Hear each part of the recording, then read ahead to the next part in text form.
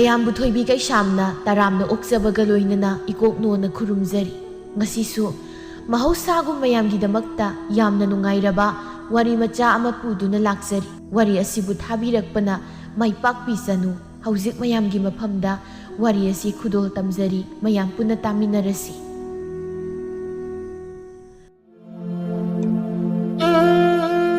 ꯃꯌꯥꯏ ꯑꯣꯏꯕ ꯃꯇꯝꯒꯤ ꯋꯥꯔꯤ ꯃꯇꯝꯁꯤꯗ ꯁꯪꯕ꯭ꯔꯩ ꯀꯧꯕꯤ ꯃꯁꯛ ꯃꯇꯧ ꯍꯦꯛ ꯌꯦꯡꯕꯗ ꯂꯥꯟꯖ ꯀꯥꯏꯖꯗꯕꯤ ꯃꯥꯟꯕ ꯃꯤꯅ ꯌꯦꯡꯕꯗ ꯃꯤꯅ ꯍꯦꯟꯅ ꯌꯥꯝꯅ ꯅꯨꯡꯁꯤꯕ ꯁꯛꯇꯥ ꯑꯃꯁꯨ ꯆꯦꯜꯂꯝꯃꯤ ꯑꯗꯨꯃꯛꯄꯨ ꯃꯤꯅ ꯈꯪꯗꯕ ꯑꯃꯗꯤ ꯅꯨꯄꯤ ꯃꯆꯥꯗꯨ ꯃꯁꯛꯇ ꯏꯪꯖ ꯇꯞꯆꯕꯤ ꯃꯥꯟꯕꯒꯤ ꯋꯥꯅꯤ ꯃꯤꯃꯥꯡ ꯊꯣꯛꯄꯗꯗꯤ ꯑꯗꯨꯃꯛ ꯇꯧꯁꯤꯟꯅꯩ ꯑꯗꯨꯅꯁꯨ ꯃꯤꯅ ꯈꯪꯗꯕꯅꯤ ꯑꯗꯨꯕꯨ ꯃꯌꯨꯝꯒꯤ ꯃꯤꯁꯤꯡ ꯑꯃꯗꯤ ꯃꯔꯨꯞ ꯃꯄꯥꯡꯁꯤꯡꯒ ꯍꯦꯛ ꯂꯣꯏꯅꯔꯕꯗꯤ ꯑꯃꯨꯛ ꯇꯣꯏꯕ ꯁꯞꯇ꯭ꯔ ꯌꯥꯝꯅ ꯀꯟꯕꯤꯅꯤ ꯑꯗꯨꯒꯤꯁꯨ ꯃꯊꯛꯇ ꯏꯃꯨꯡ ꯄꯨꯝꯕ ꯃꯥꯅ ꯉꯝꯅ ꯆꯠꯄ ꯌꯥꯝꯅ ꯄꯥꯝꯖꯩ ꯑꯗꯨꯃꯛꯅ ꯅꯣꯡꯃꯒꯤ ꯅꯨꯃꯤꯠꯇ ꯁꯪꯕ꯭ꯔꯩ ꯍꯣꯕꯦ ꯍꯣꯕꯦ ꯑꯌꯨꯛꯇꯨꯗ ꯇꯞ ꯇꯥꯕ ꯃꯈꯩ ꯀꯦꯔꯒ ꯊꯣꯛꯂꯛꯄꯗꯨ ꯎꯕꯗ ꯃꯃꯥ ꯏꯕꯦꯝꯃ ꯂꯩ ꯃꯇꯣꯟ ꯄꯨꯡꯉꯛ ꯉꯛꯅ ꯏꯃꯥꯒꯤ ꯁꯪꯕ꯭ꯔꯩꯌꯥ ꯅꯪꯕꯨ ꯑꯌꯨꯛꯁꯤꯗ ꯉꯟꯇꯥꯁꯤꯗ ꯀꯗꯥꯏꯗꯕꯨ ꯄꯥꯏꯒꯦ ꯍꯥꯏꯔꯤꯕꯅꯣ ꯏꯃꯥꯗ ꯑꯩꯅ ꯉꯔꯥꯡꯗꯒꯤ ꯍꯥꯏꯕ ꯅꯠꯇ꯭ꯔꯣ ꯑꯩ ꯉꯁꯤ ꯆꯥꯛ ꯆꯥꯅꯕ ꯑꯃ ꯂꯩ ꯍꯥꯏꯅ ꯀꯩꯅꯣ ꯈꯪꯗꯦ ꯁꯨꯝ ꯀꯣꯊꯗꯅ ꯍꯪꯗꯅ ꯂꯩꯕ ꯏꯍꯦ 이마디 까우르레다나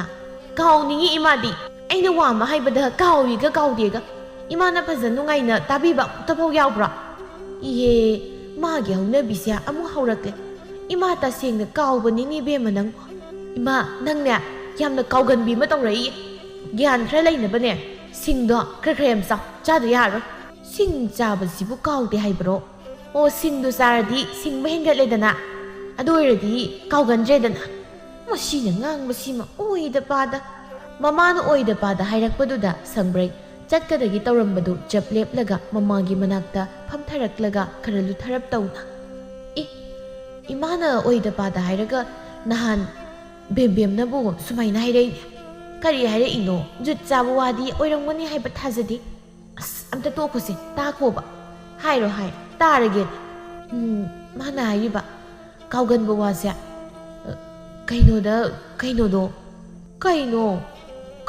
그이노부 까리노 아망상다 레이링아이다 아이코이기 콩함바도 아두다 ꯑꯗꯨꯝ ꯅꯤꯡꯁꯤꯡꯂꯗꯤ ꯀꯥꯎꯗꯦ ꯍꯥꯏ ꯇꯨ ꯑꯩꯅ ꯈꯪꯂꯕꯅꯦꯕ ꯖꯨꯠ ꯆꯥꯕ ꯋꯥꯗꯤ ꯑꯣꯏꯔꯝꯂꯔꯣꯏ ꯑꯁ ꯏꯃꯥ ꯐꯥꯒꯤ ꯅꯠꯇꯦꯃꯦ ꯑꯩꯅ ꯍꯥꯏꯁꯦ ꯑꯝꯇ ꯇꯧꯔꯒ ꯌꯦꯡꯉꯨ ꯀꯅꯥꯅ ꯈꯪꯕ ꯑꯗꯨ ꯇꯧꯕꯗꯒꯤ ꯏꯃꯥꯒꯤ ꯀꯥꯎꯒꯟꯕꯤꯗꯣ ꯐꯔꯗꯤ ꯍꯣꯏ ꯌꯦꯡꯂꯒꯦ ꯑꯗꯣ ꯅꯪꯕꯨ ꯆꯥꯛ ꯆꯥꯅꯕ ꯆꯠꯀꯅꯤ ꯗꯥꯏꯅꯦ ꯀꯥꯎꯏꯅꯦ ꯏꯃꯥ ꯑꯩ ꯆꯠꯂꯦꯀꯣ ꯉꯥꯏꯈꯣꯅꯦ ꯅꯪꯕꯣ ꯃꯅꯝꯒ ꯑꯃꯠꯇ ꯅꯝꯕ ꯅꯪꯍꯧꯗꯦꯕ ꯑꯩꯒꯤ ꯏꯆꯥꯁꯤꯕꯨ ꯀꯔꯝ ꯊꯣꯛꯂꯒꯗꯕꯅꯣ ꯈꯪꯗ꯭ꯔꯦ ꯆꯣꯡꯂꯝꯅ ꯃꯔꯣꯜ ꯑꯃ ꯆꯥꯗ꯭ꯔꯤꯕ ꯍꯥꯏꯅ ꯁꯣꯟꯗꯨꯅ ꯂꯩ ꯇꯥꯟꯖꯥꯗꯨꯗ ꯏꯃꯨꯡꯗꯒꯤ ꯃꯕꯨꯡ ꯑꯇꯣꯝꯕꯗꯨ ꯄ꯭ꯔꯞ ꯊꯣꯔꯛꯂꯒ ꯁꯥꯎꯏ ꯏꯃꯥ ꯑꯩꯈꯣꯏ ꯇꯣꯝꯕꯤꯗꯤ ꯍꯩ ꯅꯆꯜꯅ ꯀꯩꯗꯧꯔꯝꯂꯒꯦ ꯃꯥꯗꯤ ꯆꯥꯛ ꯆꯥꯅꯕꯅꯤꯗꯅ ꯆꯦꯟꯈ꯭ꯔꯦꯅꯦ ꯈꯪꯏꯕꯃ ꯍꯟꯊꯂꯛꯈꯤꯁꯅꯣꯕ ꯅꯆꯜꯅ ꯀꯩꯗꯧꯔꯝꯂꯒꯦ ꯍꯥꯏ ꯋꯥꯅꯤ ꯏꯃꯥ ꯅꯆꯥꯅꯨꯄꯤ ꯂꯩꯊꯛ ꯂꯩꯈꯥ ꯑꯣꯟꯕꯤꯗꯨꯅ ꯑꯩꯒꯤ ꯐꯨꯔꯤꯠ ꯂꯤꯠꯂꯒ ꯆꯠꯈ꯭ꯔꯦ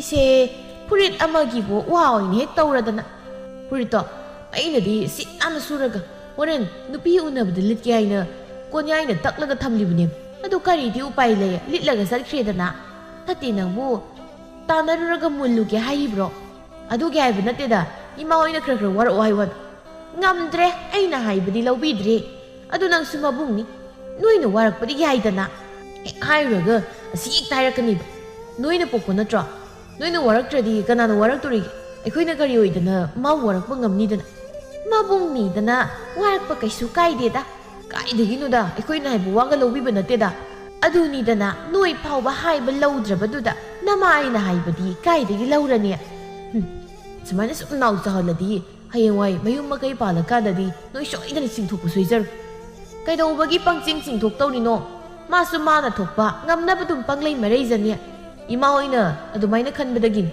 ꯑꯉꯥꯡꯁꯤꯅ ꯅꯥꯎ ꯑꯁꯨꯛ ꯌꯥꯝ ꯆꯥꯎꯔꯤꯁꯦ ꯍꯥꯏ ꯉꯝꯗꯤ ꯉꯝꯗꯅ ꯑꯩꯕꯨ ꯀꯩꯗꯧ ꯍꯥꯏꯔꯤꯅꯣ ꯃꯣꯏ ꯃꯁꯦꯜ ꯋꯥꯔꯛꯅꯔꯁꯨ ꯌꯥꯕꯁꯦ ꯏꯃꯥꯗ ꯍꯥꯏ ꯏꯃꯥꯁꯦ ꯏꯃꯥꯒ ꯑꯃꯠꯇ ꯑꯣꯏꯖꯅꯤꯡꯗ꯭ꯔꯦ ꯍꯥꯏꯅ ꯂꯩ ꯃꯇꯣꯟꯗꯣ ꯃꯨꯔꯨꯝ ꯁꯣꯜꯂꯒ ꯏꯃꯨꯡꯂꯣꯝꯗ ꯆꯪꯈꯤꯔꯝ ꯁꯥꯐꯕ ꯃꯃꯥꯒꯤ ꯃꯇꯧꯗꯨꯗ ꯃꯃꯥꯏ ꯃꯃꯤꯠꯇꯣ ꯃꯆꯤꯟꯗꯣ ꯃꯃꯥꯒꯤ ꯃꯇꯧ ꯇꯝꯂꯒ ꯇꯞꯅ ꯏꯃꯥ ꯍꯥꯏꯔꯦ ꯏꯃꯥꯒ ꯑꯝꯇ ꯑꯣꯏꯖꯅꯤꯡꯗ꯭ꯔꯦ ꯑꯩ ꯃꯆꯥꯅꯤꯅ ꯇꯞ ꯇꯥꯕ ꯃꯈꯩ ꯄꯣꯛꯁꯜꯂꯦ ꯑꯗꯨꯒ ꯋꯥꯔꯛꯄ ꯉꯝꯗ꯭ꯔꯤ ꯁꯥꯎꯔꯤ ꯃꯥꯁꯨ ꯊꯣꯡꯒꯥꯜꯂꯣꯝꯗ ꯊꯣꯛꯈꯤꯔꯝꯃꯤ꯫ ꯅꯥꯀꯜ ꯑꯃꯔꯣꯝꯗꯅ ꯁꯪꯕ꯭ꯔꯩꯗꯨ ꯆꯥꯛ ꯆꯥꯅꯕꯒꯤꯅꯤ ꯍꯥꯏꯅ ꯊꯦꯡꯂꯦ ꯍꯥꯏꯅ ꯇꯍꯥꯠ ꯆꯦꯜꯂꯛꯄꯗ ꯂꯝꯕꯤ ꯑꯆꯧꯕꯗ ꯃꯥꯒ ꯆꯠꯃꯤꯟꯅꯒꯗꯕ ꯃꯃꯥꯟꯅꯕꯤ ꯑꯅꯤ ꯑꯍꯨꯝꯗꯨ ꯍꯥꯟꯅ ꯃꯥꯕꯨ ꯉꯥꯏꯗꯨꯅ ꯂꯩꯔꯝꯕꯗꯨ ꯃꯥ ꯍꯦꯛ ꯎꯕꯒ ꯁꯥꯎꯔꯤ ꯇꯦꯛꯄꯤꯅ "ꯀꯩꯗꯧ ꯂꯩꯒꯦ? ꯈꯔ ꯉꯟꯅ ꯆꯠꯁꯤꯀꯣꯅ ꯍꯥꯏꯅꯈ꯭ꯔꯃꯛꯇꯗ ꯍꯦꯛꯇ ꯊꯦꯡꯉꯛꯑꯦꯕ꯫ ꯌꯥꯗ ꯇꯧꯔꯤꯅꯤꯅꯦ."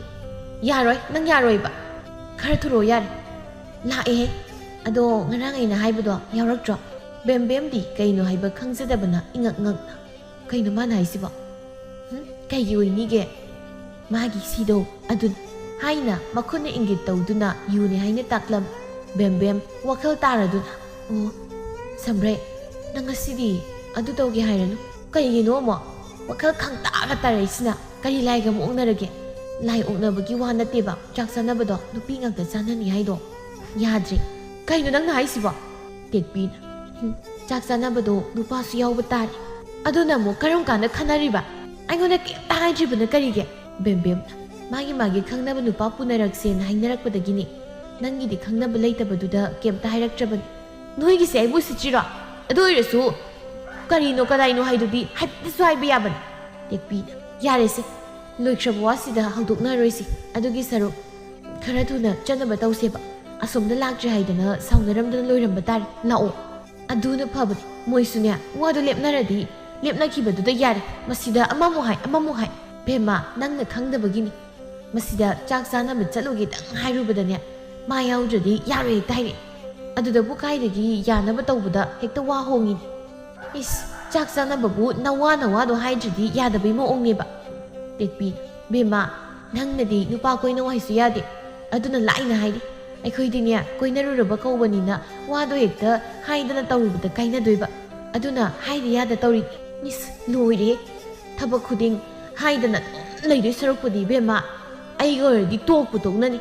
ꯑꯗꯨꯃꯥꯏꯅꯒ ꯌꯥꯝ ꯆꯌꯦꯠ ꯈꯣꯏꯌꯦꯠꯅꯗꯤ ꯑꯣꯏꯔꯗꯤ ꯀꯥꯏꯅꯕꯗꯨꯅ ꯍꯦꯟꯅ ꯐꯠꯇ꯭ꯔꯣ? ꯀꯥꯏꯅꯧ ꯌꯥꯗ꯭ꯔꯣ?" ꯕꯦꯝꯕꯦꯝꯅ "ꯌꯥꯔꯦ, ꯅꯪꯅꯦ ꯑꯗꯨꯋꯥꯏꯗ ꯂꯦꯞꯍꯧꯔꯣ ꯌꯥꯔꯦ. ꯃꯤ ꯅꯨꯡꯁꯤꯅ ꯈꯪꯅꯔꯤꯕ ꯅꯨꯄꯥꯁꯦ ꯀꯥꯏꯅꯔꯣ ꯀꯥꯏꯅ." "ꯃꯇꯥꯝꯅꯤ ꯃꯁꯤ ꯅꯨꯄꯤꯁꯤꯗꯤ.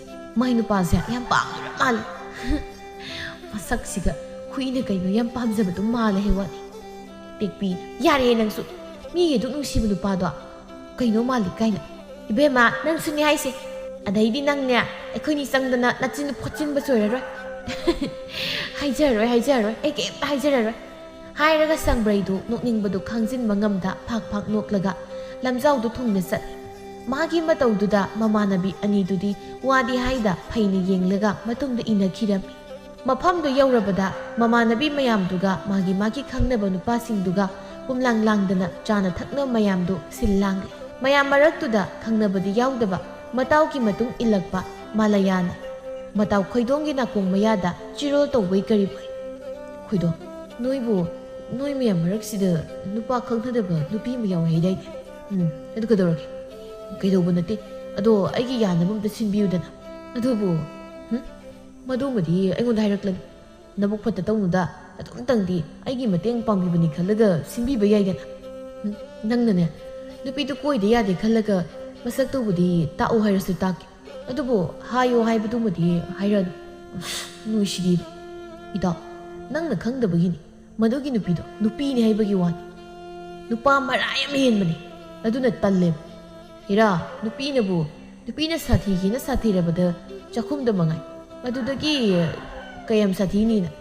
ꯃꯁꯤꯗ ꯑꯩ ꯏꯁꯥꯒꯤ ꯑꯣꯏꯕꯒꯤ ꯏꯁꯥꯃꯛꯅ ꯍꯥꯏꯕꯗꯣ ꯅꯨꯡꯉꯥꯏꯇꯦ ꯍꯥꯏꯅ ꯇꯧꯕꯒꯤ ꯋꯥꯅꯤ. ꯅꯣꯏꯅ ꯑꯗꯨꯃꯥꯏꯅ ꯌꯥꯝꯅ ꯇꯧꯗꯣꯏꯔꯗꯤ ꯑꯩ ꯑꯗꯨꯝ ꯍꯥꯏꯖꯔꯒꯦ. ꯃꯁꯛꯇꯨꯗ ꯇꯥꯛ." "ꯍꯣꯏ, ꯇꯥꯛꯀꯦꯁꯦ ꯂꯥꯛꯑꯣ. ꯇꯨ, ꯑꯥꯗꯒꯤ ꯅꯨꯄꯥꯒꯤ ꯐꯨꯔꯤꯠ ꯂꯤꯠꯄꯤꯁꯦ ꯑꯁꯤꯗꯤ. ꯑꯁꯤꯗꯤ ꯃꯁꯛꯇꯤ ꯁꯥꯊꯤꯅ ꯐꯖꯔꯤꯅꯦ." "ꯐꯖꯕꯅꯤ. ꯀꯥꯟꯅꯗꯦ. ꯑꯝꯇ ꯊꯨꯅ ꯍꯥꯏꯔꯨꯈꯤꯒꯦꯗ." "ꯉꯥꯏ." ꯈꯥꯝꯕꯒ ꯑꯝꯇ ꯇꯥꯗꯦꯅꯦ ꯃꯁꯤꯗꯤ. ꯅꯨꯄꯤ ꯐꯪꯗ ꯂꯩꯕꯁꯤꯗ ꯑꯐꯪꯕ ꯑꯃ ꯍꯦꯛꯇ ꯀꯣꯏꯔꯒꯦ ꯈꯜꯂꯕꯖꯥꯠꯅꯤ. ꯑꯗ ꯃꯥꯅ ꯍꯥꯏꯗꯣꯔꯤꯕ ꯅꯨꯄꯤꯁꯤꯗꯤ ꯀꯅꯥꯅꯣ ꯀꯔꯤꯅꯣꯒ ꯍꯥꯏꯕ ꯑꯃꯠꯇꯁꯨ ꯈꯪꯕ ꯅꯠꯇꯦ. ꯑꯃꯗꯨꯒꯤ ꯃꯤꯍꯨꯜꯗꯨꯒ ꯆꯩꯗꯅ ꯃꯃꯥꯏꯁꯤꯗ ꯈꯨꯄꯥꯛꯅ ꯊꯥꯔꯛꯄꯗꯤ ꯁꯣꯏꯗꯦꯁꯦ." ꯍꯥꯏꯅ ꯃꯇꯥꯎꯒꯤꯗꯃꯛꯇ ꯊꯋꯥꯏ ꯋꯥꯅ ꯃꯁꯥꯒꯤ ꯃꯃꯥꯏꯗꯨ ꯄꯥꯏꯁꯤꯜꯂꯒ ꯈꯥꯡꯂꯝꯃꯤ꯫ ꯑꯁꯣꯝꯗꯅ ꯃꯥꯂꯌꯥ ꯁꯪꯕ꯭ꯔꯩꯒꯤ ꯃꯅꯥꯛꯇ ꯄ꯭ꯔꯞ ꯆꯪꯁꯤꯜꯂꯛꯂꯒ ꯁꯪꯕ꯭ꯔꯩꯅ ꯊꯥꯡꯒꯦ ꯇꯧꯔꯤꯕ ꯏꯁꯤꯡ ꯀꯣꯔꯐꯨꯗꯣ ꯃꯗꯨ ꯎꯕꯗ ꯐꯠ ꯂꯥꯎꯅ "ꯌꯥꯅꯤ, ꯑꯩ ꯊꯥꯡꯕꯤꯒꯦ." "ꯌꯥꯔꯅꯤꯗ, ꯊꯥꯡꯕꯤꯒꯦꯁꯦ." Nupa akhoi leina leina karigi nupi nangna asigumba arumba thabak si tawdoino. Sangbrai wa amta haide adumak noksinnaram Malaya nupa thokpa sadana tawbige haina thangnabu hotnarubra haibabu mathi mamoi si tawrabani. Adubu wana khangjillaga thanglammi. Yarani, siyurdi. Yarani, ado kainomta. Kari, mingdo sum khangnaba yaidana. Nong phadok lambi lam khangdaga hek thengnabada kaunanaba. Au, kaide, Sangbrai kawi. As, ming bhaubadi. Aigina Malaya kawi. Ado khangnaba haidi. Khangnaba haidi, koinaba nupaga leibra haina. Sangbrai, Malayagi mataududa thajiningba amadi yababani. Adu mayam leibaduda nungaite khallaga phatharaga tapna. Leite, kaigino. Aigisu leiti. Haidi, leitaba, aikoini sum leitaba masel. Hairaga makut masa tauraga koinaba yaidana haibagi maongda ingitga tauri. Matangdu yorokpadadi Sangbrai tasengna taningdaba mapoklabani. Adu mikuptuda wakhal ama khanglak-laktana. Hoine yaini koinaraseba. Ado nang aina haibadi yaba taba. Nang nabu yani hardi adi loi yathokena leiramni. Phare, adudi noigi thaknabu purakpa yuda adudagi aigi saruk khara piro. Ha, kari yudo aigi saruk piro haiba. Malaya mana khalluribaduga ngihakti tarang chatlami. Adu wakhalda asumna khanduna uidai chawkhalakpagi nupisu chaksa haijanabada khazi thakpadi kashu kaidida. Adomna khanduna kashu thoina khanjinda. Hoi piraki. Malayagi wadu tabada Sangbrai masu wakhalda sumna khalami. Sinu pasidi mabuk mapau yamna phaba maline kanade. Aina haiba yandauba nupa ama thengneringaisida hektan namdana laisilawraki. Madu khanna nokmi tawduna. Phare, adudi nangsu nangi nathau tawjaru. Aisu imanabi singa lairurake. Hoi. Ado horen aina haibado soidabi. Soiroi. Hairaga makutna soidana pirake haibagum ingi tawramlaga thokirami. Sangbrai su harauna mamanabi singi marakta phamkirami. Adom tawna cha ising thongba loisilakpa. Ensang mundawbagi khara watlingaidudha nupasingdu yu khara thaksi haina laithoknaraklammi. Malaya mayom ama lotsillaga thambadu ubada atai matawsingdi kona thaknaba thamlibra haina khalami.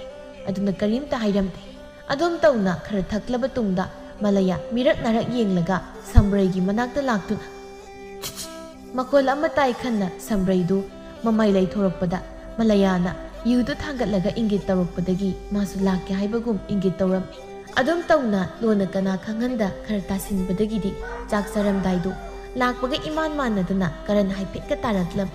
Chak chanaba haurakpada Sangbrai bem engasidi chilani bem nupa yaudana natumda kamai sendoiba soitrang patrang do nganganu ko leiye kaidage ngasi khangnei kaina nangmu ngawraba ngasi khakta khangnabada ngairiba nupa duda ngasi khakta oirasu pamlade pame aigi punsida madudagi hena phaba nupa amta lakani haina thajade aduna asuk phaba tanza se nanthokhan ningdre ketpina kaina masina ngangi mayam siba bem khangde isu kokhaloi ngawre tawise haina mamanabi singdudi tarang ichat adubu somda nupi phangdadana ngauraga leiramba Malaya dudi Sangbrai na hariba mayamdu taraga harauna mataw amada da ningsi nupi jelan khoidong kainu nang na haiduna kaidagi nupi tu haina Sangbrai da makhut thilammi khoidong atai oiramlabadi khara pharamgadabani adubu Sangbrai oirambaduda ikhangna mayada sariba sakto loin he kamthoraklammi.